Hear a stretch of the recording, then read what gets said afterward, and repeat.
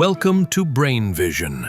You are lowering two boxes, one on top of the other, down a ramp by pulling a rope parallel to the surface of the ramp. Both boxes move together at a constant speed of 15 centimeters per second.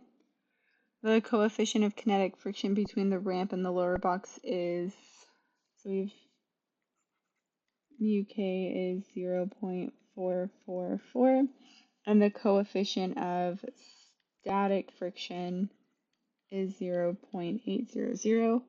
What force do you need to exert to accomplish this? Okay, so let's start with a free body diagram. So here's our ramp. This is 90 degrees. This is theta. And our boxes are sitting on top of each other. We have a normal force that comes out perpendicular to the surface. This is static friction, while the bottom one is kinetic friction. The bottom one is moving and the top box is kind of staying in place. So static versus kinetic. And then dealing with the weights, you're going to have, let's call positive y, positive x. So you're going to have a weight that pulls down at m1 plus m2 g, and then by geometry cosine of theta. This is m2g sine of theta, and this is m1g sine of theta. Okay, so for part A,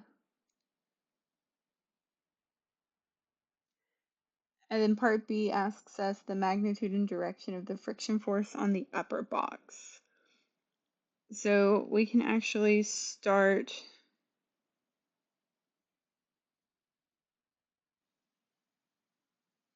with looking at the angle.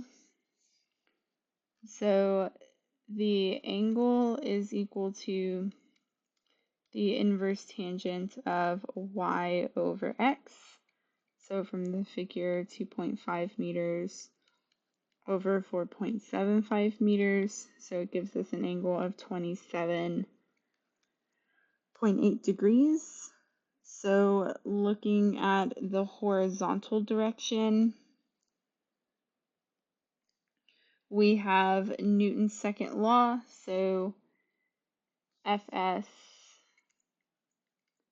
plus Fk is equal to m1g sine of theta plus m2g sine of theta. So plugging in values, and we get that this is 365 newtons. So since we know this, we can find the normal force. The normal force is m1 plus m2g cosine of theta, since it's opposite. So it's not moving in the y direction, so the acceleration is equal to 0.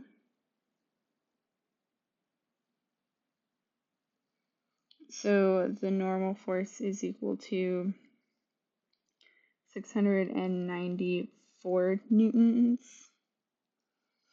So we also know that Fk is mu kn. So plugging in mu k, plugging in n, we get 308 newtons. So watch out for normal force versus newtons. So plugging this into this equation, and we get a force due to static friction of 57 newtons. So the question asked us, what force do you need to exert to accomplish this? We need to overcome static friction, so 57 newtons. Part B, we need the magnitude and the direction of the frictional force. So the total force due to friction is equal to m2g sine of theta, since that is what we are overcoming, looking back at our figure.